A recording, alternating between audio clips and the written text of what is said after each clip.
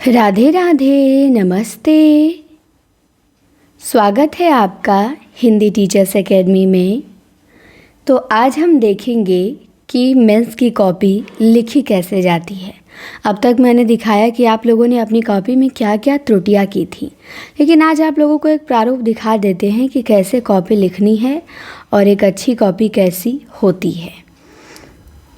तो आप लोग देख सकते हैं, एक मेरे पास कॉपी है। हमारे यहाँ ही एक पढ़ते हैं, स्टूडेंट हैं, उन्होंने ही लिख के भेजा। उनकी कॉपी मुझे बहुत अच्छी लगी और मैं ऐसा ही कहती हूँ आप लोगों को भी लिखने के लिए कि कॉपी ऐसी ही होनी चाहिए। आप लोग भी देख सकते हैं, लिखावट तो अच्छी है ही, इसके साथ कंटेंट भी बहुत अच्छा है। तो चलिए आइए देखते हैं जैसे इन्होंने शुरुआत किया है बहुत अच्छे तरीके से। प्रश्न है कि मैथिली शरण गुप्त की आधुनिक हिंदी कविता के विकास में भूमिका स्पष्ट कीजिए।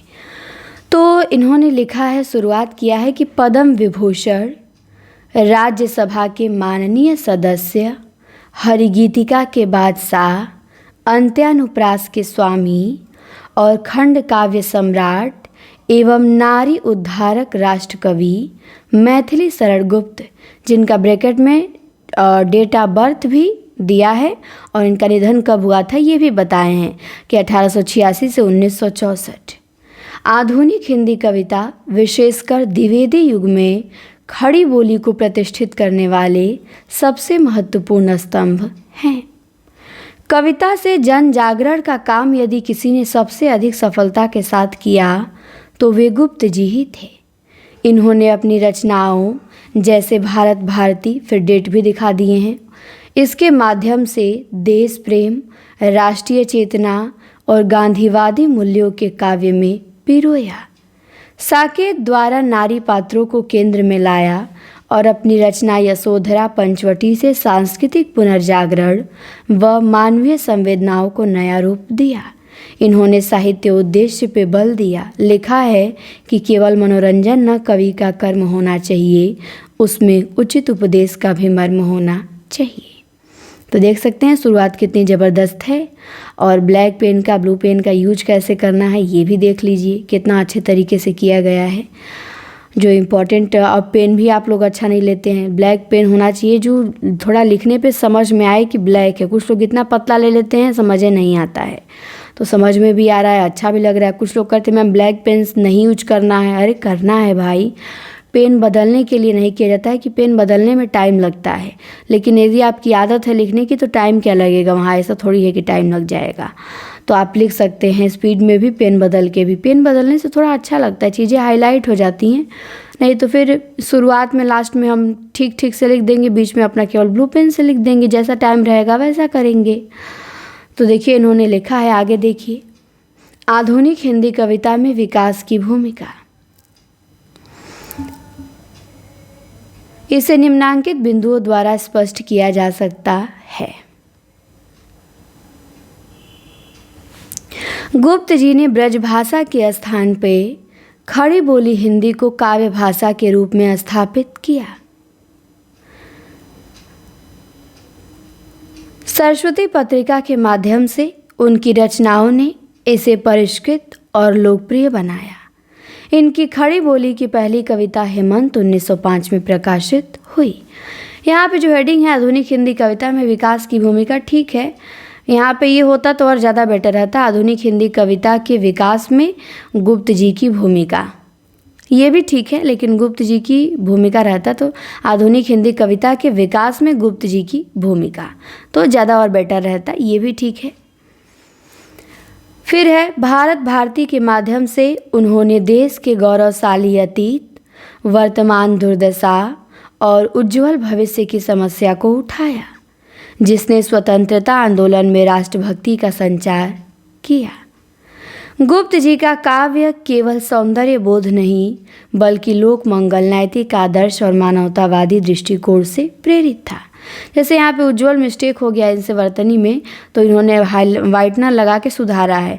वाइटनर का उपयोग नहीं करना है, वैसे एग्जाम में तो बिल्कुल नहीं करना है। गलती हो गई तो वहाँ हल्का सा पेन से क्रॉस कर दीजिए और आगे लिख दीजिए शुद्ध रूप में। गुप्त जी का काव्य केवल सौंदर्य बोध नहीं बल्कि लोक मंगल, नैतिक आदर्श और मानवतावादी दृष्टिकोण से प्रेरित था। फिर है कि साकेत, यशोधरा और विष्णुप्रिया के माध्यम से उन्होंने काव्य में उपेक्षित नारियों को मुख्य पात्र बना के उनके त्याग और विरह को काव्य का विषय बनाया, जो उनके नारीवादी दृष्टिकोण को दर्शाता है। भारतीय नारी के जीवन के विषय में ऐसी मार्मिक उक्ति पूरे भारतीय साहित्य में शायद ही कहीं मिले। अबला जीवन हाय तुम्हारी यही कहानी, आंचल में दूध और आँखों में पानी। अब ये पंक्ति दिखाए हैं, पंक्ति किस रचना से है? यशोधरा से। गुप्त जी की कृतियों में आधुनिक युग की लोकोन्मुखता मानवीय करुणा के साथ घुल मिल गई है। इन पर गांधी जी का प्रभाव स्पष्ट दिखाई देता है। गुप्त जी लोक मंगल की महिमा प्रतिष्ठित करने वाले रचनाकार हैं। साकेत में केराम घोषणा करते हैं कि संदेश नहीं मैं यहाँ स्वर्ग का लाया, इस धरती को ही स्वर्ग बनाने आया। निष्कर्षतः गुप्त जी ने हिंदी कविता को एक निश्चित दिशा, भाषागत स्थिरता और राष्ट्रीय ध्येय प्रदान कर आधुनिक काव्यधारा को समृद्ध किया। तो निष्कर्ष भी बहुत अच्छा है, न ज़्यादा कम है न ज़्यादा अधिक है। और देख लीजिए कितने अच्छे तरीके से लिखा गया है। तो कॉपी ऐसे ही लिखना है मेंस की, ऐसी कॉपी लिख देंगे रिजल्ट फिर आपका कोई रोक ही नहीं पाएगा। यूपीएससी के बच्चे ये ऐसी कॉपी नहीं लिखते हैं जल्दी, जो तैयारी कर रहे हैं बहुत, जिनका रिजल्ट बनता है वो तो ऐसे ही लिखते हैं, लेकिन बहुत तैयारी करते हैं हमारे आसपास देखते हैं उनकी भी कॉपी बहुत लोग हैं। आप सिटी में रहेंगे तो आपको ज़्यादा मिलेंगे सब, तो नहीं होती है इतना बढ़िया तरीके से रिप्रेजेंट करने की शैली सब में। जिनमें होती है वो रिजल्ट बनाते हैं, जो नौकरी लेते हैं जिनकी ये शैली होती है वही यूपीएससी में रिजल्ट भी बनाते हैं। तो आप एलटी ग्रेड हो चाहे एमआरएस हो चाहे केबीएस हो, आपको ऐसे ही लिखना है, कम शब्दों में भी अपनी बात स्पष्ट तरीके से कह देनी। देखिए खूब दूर दूर भी नहीं, आप लोग लिखते हैं तो एकदम दूरे कर देते हैं, नहीं तो एकदम घना करके सटा ही देंगे कि अच्छे नहीं लगेगा। आप इस कॉपी को देखिए, इस कॉपी को देखने में ना खूब दूर लग रहा है ना खूब घना लग रहा है, देखने में बहुत अच्छी कॉपी लग रही है। और मैं आप लोगों को बार बार यही समझाने का प्रयास करती हूँ, ऐसे ही लिखना है। देख के आप लोग सीख जाइए कि बिल्कुल इसी तरह कॉपी अपनी लिखनी है मेंस की। और पंक्ति और कथन जितना याद रहेगा आपको, आपका प्लस पॉइंट है। पंक्ति और कथन से आपके प्रश्न उत्तर लिखने में आपको बहुत हेल्प मिलेगा और आपकी कॉपी और सुंदर बनेगी। और पंक्ति को हमेशा ब्लैक पेन से लिखना है, या जो कथन हो उसे भी ब्लैक पेन से, जो रचना हो उसे भी ब्लैक पेन से। ठीक, बाकी बहुत अच्छा लिखे हैं ये, आप लोग भी देखिए ऐसे सीखेंगे और लिखेंगे। और ऐसे ही हम समय समय पर आप लोगों को बताते रहेंगे कैसे लिखना है, क्या लिखना है। तो आप लोग अच्छे से तैयारी करते रहिए। कोई भी डाउट हो आप कमेंट में पूछ सकते हैं, और आप भी बता सकते हैं कोई कॉपी में कमी हो तो बता सकते हैं। हो सके मुझे ना दिखा हो, कोई मिस्टेक हो तो आप लोग भी कमेंट करके बता सकते हैं। चलिए इस वीडियो में इतना ही, जल्दी मिलते हैं अगली वीडियो में। धन्यवाद।